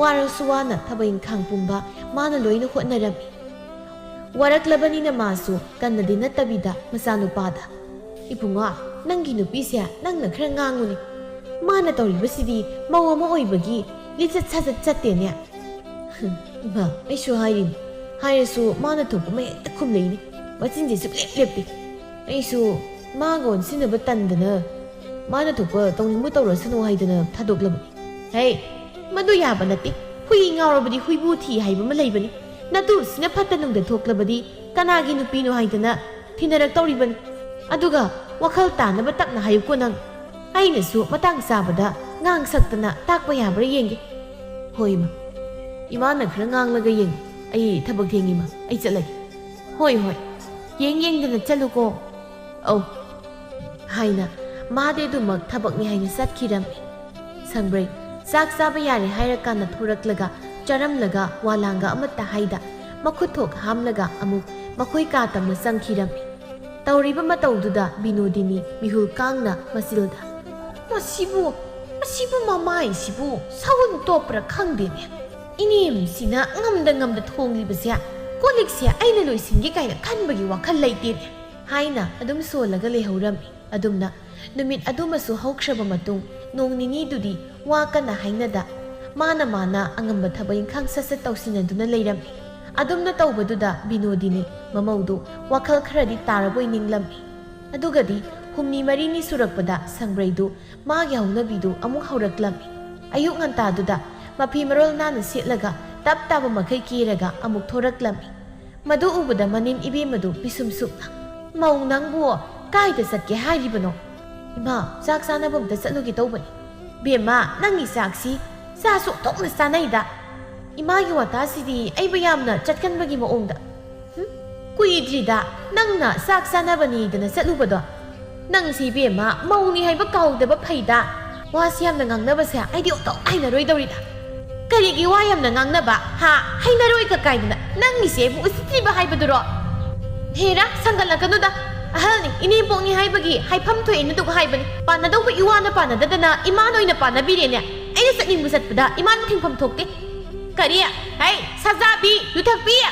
Maung nang na sabi sa atin na sanay yun na naiga. Ama matiyang dahan silaglaga, imong sige izat yoli niya, yutakbi nang ba? Ay ba yutakbi kay na, takning laga takani, takning jaga tokani, imada pa nabiyo hay di. Ay nang na hanjining ni hanjilakani. Ay hindi hanjining liya, ano hanjilakani? Ado ay di, nangaksam do pay naga, napam di inki bataba. Kariya, ay ba ngaksam pay naga inni kay na. Ho dupa, naman ay ba ngaksam pay naga inni ay sitadra. Haina mana lau khong maduda malaya tuminna taduna leiba ngamda mapalda prep thuraklaga kari imuk tawrage ibungo nangi nupi sazabi yuthakpi sia ka heli amta waro nama sigi wangang sitani dana aibu ngaksam pairaga inni haina hairibani yare to omda taningju nang susam imung desam kaigi imung no aina chak chana basat kani hairimta da aina chak chana basat pa yaroi heba natro kaino Nasa ay nasat pa yay hayram maga ꯅꯃꯥꯒꯤ ꯋꯥ ꯇꯥꯔꯒ ꯆꯠꯄ ꯌꯥꯔꯣꯏ ꯀꯥꯏꯅ ꯏꯃꯥꯒꯤ ꯋꯥ ꯇꯥꯕ ꯇꯥꯗꯕ ꯅꯠꯇꯦ ꯑꯩꯅ ꯉꯁꯥꯏꯗꯒꯤ ꯆꯠꯄ ꯌꯥꯔꯣꯏ ꯍꯥꯏꯕ ꯅꯠꯇ꯭ꯔꯣ ꯑꯩꯗꯤ ꯆꯠꯀꯅꯤꯅ ꯅꯣꯏꯅ ꯐꯅ ꯊꯤꯡꯂꯁꯨ ꯑꯩꯗꯤ ꯑꯗꯨꯝ ꯆꯠꯀꯅꯤ ꯑꯗꯨ ꯑꯣꯏꯔꯗꯤ ꯌꯨꯝꯁꯤ ꯊꯥꯗꯣꯛꯇꯨꯅ ꯆꯠꯈꯤꯕ ꯇꯥꯕ ꯑꯣ ꯅꯪꯃꯛꯅꯁꯨ ꯑꯗꯨꯝꯅ ꯍꯥꯏꯔꯕ ꯐꯔꯦ ꯑꯗꯨꯗꯤ ꯑꯩ ꯍꯧꯖꯤꯛꯃꯛ ꯌꯨꯝꯗ ꯆꯠꯆꯈꯤꯅꯤꯅ ꯀꯩꯅꯣꯅꯦ ꯉꯥꯏ ꯏꯃꯥ ꯈꯥꯝꯂꯨꯅꯨ ꯃꯥꯅ ꯊꯣꯛꯄ ꯆꯠꯀꯦꯔꯥ ꯆꯥꯒꯦꯔꯥ ꯀꯨꯁꯤ ꯇꯧꯔꯨꯁꯨ ꯈꯥꯝꯂꯨꯅꯨ ꯁꯪꯕ꯭ꯔꯩ ꯃꯄꯨꯔꯣꯏꯕꯒꯤ ꯋꯥꯗꯨ ꯇꯥꯕꯗ ꯐꯦꯠ ꯍꯥꯏꯗꯣꯛꯂꯒ ꯁꯥꯎꯅ ꯆꯠꯈꯤꯔꯝꯃꯤ ꯐꯅ ꯍꯥꯏꯅꯗꯨꯅꯁꯨ ꯃꯃꯧ ꯑꯗꯨꯅ ꯊꯥ ꯐꯥꯎ ꯐꯥꯗ꯭ꯔꯤꯉꯩꯗ ꯃꯄꯥꯝꯗ ꯆꯠꯈꯤꯕꯗꯨ ꯐꯖꯗꯦ ꯈꯟꯅ ꯇꯥꯟꯅꯔꯝꯃꯤ ꯑꯗꯨꯕꯨ ꯃꯃꯧ ꯏꯕꯦꯝꯃꯗꯨꯗꯤ ꯃꯅꯦꯝ ꯏꯕꯦꯝꯃꯅ ꯇꯧꯔꯤꯕꯗꯨ ꯇꯧꯁꯤꯟꯅꯔꯤꯅꯤ ꯈꯟꯅ ꯈꯥꯝꯕ ꯌꯥꯗ ꯑꯗꯨꯃꯛ ꯆꯠꯈꯤꯔꯝꯃꯤ ꯕꯤꯅꯣꯗꯤꯅꯤ ꯃꯃꯧꯅ ꯈꯥꯝꯕ ꯌꯥꯗ ꯆꯠꯈꯤꯕꯗꯨꯗ ꯃꯌꯨꯝꯗ ꯆꯦꯟꯁꯤꯜꯂꯛꯂꯒ ꯃꯆꯥꯅꯨꯄꯥꯗ ꯄꯥꯎꯗꯨ ꯇꯝꯂꯝꯃꯤ ꯑꯗꯨꯕꯨ ꯃꯆꯥꯅꯨꯄꯥꯅ ꯀꯩꯁꯨ ꯊꯧꯁꯥꯗꯅ ꯆꯠꯅꯤꯡ ꯆꯠꯆꯁꯅꯨ ꯍꯥꯏꯕꯒꯤ ꯎꯄꯥꯏ ꯂꯩꯔꯝꯗꯦ ꯑꯁꯣꯝꯗꯅ ꯊꯥ ꯐꯥꯎ ꯐꯥꯗ꯭ꯔꯤꯉꯩꯗ ꯃꯆꯥꯅꯨꯄꯤꯅ ꯍꯜꯂꯛꯄꯗꯨꯗ ꯃꯆꯥꯅꯨꯄꯤꯅ ꯂꯥꯟꯕꯅꯤ ꯍꯥꯏꯗꯤ ꯈꯟꯗ ꯃꯤꯗꯨ ꯑꯣꯏꯅ ꯑꯣꯟꯁꯤꯟꯗꯨꯅ ꯂꯩ ꯃꯇꯣꯟꯅ ꯉꯥꯏꯍꯥꯛ ꯁꯥꯎꯅꯕ ꯍꯥꯏꯁꯤꯗꯤ ꯌꯨꯝ ꯄꯥꯟꯕꯒꯤ ꯃꯆꯠꯅꯤ ꯑꯗꯨꯗꯤ ꯅꯠꯇ ꯃꯄꯥꯝꯗ ꯆꯠꯈ꯭ꯔꯣ ꯍꯥꯏꯗꯅ ꯍꯦꯛꯇ ꯍꯥꯏꯕꯗꯨꯗꯤ ꯃꯣꯏꯁꯨ ꯈꯔ ꯍꯦꯟꯃꯟꯗ꯭ꯔ ꯍꯥꯏ ꯋꯥꯅꯤ ꯁꯥꯐꯕꯅ ꯏꯃꯥ ꯇꯥꯅꯤꯡꯗꯦꯀꯣ ꯅꯆꯥꯅꯨꯄꯤ ꯑꯐꯥꯎꯕꯤꯁꯤꯅ ꯅꯥꯇꯩ ꯆꯥꯗꯕ ꯊꯕꯛ ꯇꯧꯕꯒꯤ ꯁꯣꯏꯗꯅ ꯑꯣꯏꯔꯝꯅꯤ ꯃꯤꯗ ꯄꯪꯇꯩ ꯇꯩꯅꯕꯁꯨ ꯂꯥꯟꯒꯅꯤ ꯀꯔꯤ ꯅꯆꯜꯁꯤꯅ ꯀꯔꯤꯕꯨ ꯇꯧꯅꯤꯒꯦ ꯈꯔ ꯇꯟꯕꯒꯤ ꯋꯥꯅꯤ ꯅꯠꯇꯅ ꯏꯆꯥꯁꯤꯕꯨ ꯀꯔꯤ ꯇꯧꯗꯅ ꯅꯆꯥꯅꯨꯄꯤꯁꯦ ꯐꯖꯕ ꯂꯤꯆꯠ ꯁꯥꯖꯠꯇꯤ ꯇꯥꯛꯄꯤ ꯇꯝꯕꯤꯒꯤꯗꯤ ꯍꯥꯏꯗ ꯃꯌꯨꯝ ꯄꯥꯜꯂꯨꯔꯒ ꯍꯜꯂꯛꯄꯤ ꯑꯣꯏꯔꯕꯁꯤ ꯐꯥꯎꯕꯗ ꯀꯟꯈꯠꯄꯁꯤ ꯂꯦꯞꯇꯦꯕ ꯍꯩ ꯃꯍꯥ ꯄꯥꯄꯤ ꯅꯆꯜꯁꯤꯕꯨ ꯀꯟꯈꯠꯇ꯭ꯔꯗꯤ ꯑꯩꯈꯣꯏꯅ ꯑꯣꯏꯅ ꯌꯣꯟꯁꯤ ꯍꯥꯏꯔꯤꯔꯣ ꯑꯣꯏꯔꯔꯣꯏꯕ ꯑꯩꯈꯣꯏ ꯏꯃꯨꯡꯁꯦ ꯑꯣꯏꯔꯔꯣꯏ ꯍꯥꯏꯕꯁꯤ ꯂꯣꯏ ꯍꯥꯏꯅ ꯃꯉꯛꯇꯣ ꯍꯥꯏꯗꯅ ꯑꯗꯨꯝ ꯆꯠꯈꯤꯔꯝꯃꯤ ꯃꯊꯪꯒꯤ ꯅꯨꯃꯤꯠꯇ ꯃꯅꯦꯝꯗꯨ ꯂꯥꯛꯇꯨꯅ ꯀꯧꯔꯝꯃꯤ ꯑꯗꯨꯕꯨ ꯃꯃꯧ ꯅꯨꯄꯤꯗꯨꯅ ꯆꯠꯁꯤ ꯍꯥꯏꯕ ꯌꯥꯔꯝꯗꯦ ꯃꯃꯥ ꯏꯕꯦꯝꯃꯅꯁꯨ ꯃꯆꯥꯅꯨꯄꯤꯗ ꯍꯤꯗꯣꯡꯗꯨꯅ ꯋꯥ ꯂꯣꯏꯅꯔꯁꯤ ꯍꯥꯏꯅ ꯐꯥꯎꯕ ꯍꯥꯏꯔꯝꯃꯤ ꯑꯗꯨꯝꯅ ꯅꯨꯄꯤ ꯃꯌꯨꯝꯅ ꯍꯥꯏꯔꯕꯅꯤꯅ ꯅꯨꯄꯥ ꯃꯌꯨꯝꯁꯨ ꯌꯥꯔꯛꯇꯨꯅ ꯂꯨꯍꯣꯡꯕ ꯀꯨꯏꯗ꯭ꯔꯤꯕ ꯅꯨꯄꯥ ꯅꯨꯄꯤ ꯑꯅꯤꯗꯨ ꯀꯥꯏꯅꯕ ꯍꯥꯏꯗꯨ ꯑꯣꯏꯈꯤꯔꯝꯃꯤ ꯁꯪꯕ꯭ꯔꯩ ꯋꯥ ꯍꯦꯛ ꯂꯣꯏꯅꯕꯒ ꯃꯧ ꯍꯜꯂꯛꯄꯤ ꯃꯥꯅ ꯂꯩꯁꯥꯕꯤ ꯁꯥꯗꯅ ꯇꯞ ꯇꯥꯕ ꯃꯈꯩ ꯀꯦꯔꯒ ꯊꯣꯛꯂꯛꯂꯝꯃꯤ ꯃꯃꯥ ꯏꯕꯦꯝꯃꯗꯨ ꯏꯉꯛ ꯉꯛꯅ ꯏꯕꯦꯝꯃ ꯅꯪꯗꯤ ꯀꯥꯏ ꯆꯠꯇꯧꯔꯤꯕ ꯆꯥꯛ ꯆꯥꯅꯕ ꯆꯠꯀꯦ ꯅꯪꯒꯤ ꯍꯧꯅꯕꯤꯗꯣ ꯑꯃꯨꯛ ꯍꯧꯔꯛꯂꯕ꯭ꯔꯥ ꯀꯩꯅꯣ ꯍꯧꯅꯕꯤꯕꯣ ꯏꯃꯥꯟꯅꯕ ꯈꯔ ꯄꯨꯟꯁꯦ ꯇꯧꯕꯅꯤ ꯀꯨꯏꯅ ꯊꯦꯡꯅꯈꯤꯗꯕꯁꯨ ꯌꯥꯎꯋꯦ ꯑꯗꯨꯒꯤ ꯆꯠꯄꯅꯤ ꯑꯣ ꯆꯠꯂꯣ ꯑꯗꯣ ꯉꯟꯅꯗꯤ ꯍꯟꯖꯤꯜꯂꯛꯎꯀꯣ ꯈꯪꯉꯦ ꯌꯥꯔꯦ ꯄꯉꯥꯡꯗ ꯉꯥꯡꯒꯅꯨ ꯍꯥꯏꯔꯝꯂꯒ ꯁꯪꯕ꯭ꯔꯩ ꯐꯦꯠ ꯍꯥꯏꯗꯣꯛꯂꯒ ꯃꯥꯒꯤ ꯆꯠꯐꯝ ꯊꯣꯛꯄ ꯆꯠꯈꯤꯔꯝꯃꯤ ꯑꯗꯨꯝꯅ ꯇꯣꯏꯅ ꯃꯧ ꯍꯜꯂꯛꯄꯤ ꯃꯥꯅ ꯂꯩꯁꯥꯕꯤ ꯁꯥꯗꯅ ꯀꯣꯏꯆꯠ ꯆꯠꯄ ꯀꯣꯏꯍꯥ ꯍꯥꯕꯗꯨ ꯃꯃꯥ ꯏꯕꯦꯝꯃꯗꯨꯅ ꯀꯩꯝꯇ ꯍꯥꯏꯔꯝꯗꯦ ꯃꯃꯥ ꯃꯄꯥꯅ ꯀꯔꯤꯝꯇ ꯍꯥꯏꯗ꯭ꯔꯕꯅꯤꯅ ꯃꯥꯁꯨ ꯃꯅꯤꯡ ꯇꯧꯅ ꯀꯣꯏꯆꯠ ꯆꯠꯄꯗꯒꯤ ꯃꯤꯒꯤ ꯅꯨꯄꯤ ꯂꯩꯕ ꯃꯥꯒꯨꯝꯕ ꯀꯣꯏꯆꯠ ꯆꯠꯄ ꯄꯥꯝꯕ ꯅꯨꯄꯥ ꯑꯃꯗ ꯑꯃꯨꯛ ꯃꯌꯨꯝ ꯄꯥꯟꯁꯤꯜꯂꯝꯃꯤ ꯃꯥꯅꯗꯤ ꯅꯨꯄꯥꯗꯨ ꯄꯥꯈꯪꯅꯤ ꯈꯟꯅ ꯄꯥꯜꯂꯨꯕꯅꯤ ꯑꯗꯨꯕꯨ ꯅꯨꯄꯥꯗꯨꯒꯤ ꯅꯨꯄꯤ ꯑꯍꯜꯗꯣ ꯌꯥꯝꯅ ꯁꯥꯊꯤꯕ ꯅꯨꯄꯤ ꯑꯃ ꯑꯣꯏꯔꯝꯗꯨꯅ ꯃꯤꯅꯥꯏꯗꯧꯅ ꯃꯥꯕు ꯌꯨꯝꯗꯨꯗ ꯁꯤꯖꯤꯟꯅꯔꯝꯃꯤ ꯅꯨꯄꯥꯗꯨꯗ ꯄꯥꯎ ꯇꯝꯕꯗꯁꯨ ꯅꯨꯄꯥꯗꯨꯗꯤ ꯃꯥꯒꯤ ꯊꯣꯛꯄ ꯊꯛꯇꯅ ꯆꯥꯗꯅ ꯑꯗꯨꯝ ꯂꯩꯔꯝꯃꯤ ꯃꯥꯒꯤ ꯋꯥ ꯑꯝꯇ ꯇꯥꯕꯤꯗ ꯃꯄꯨꯟꯁꯤꯗꯨ ꯃꯤꯅꯥꯏ ꯅꯨꯄꯤ ꯑꯃꯒꯨꯝ ꯄꯥꯡꯈꯛ ꯑꯣꯏꯅ ꯂꯦꯟꯈꯤꯔꯝꯃꯤ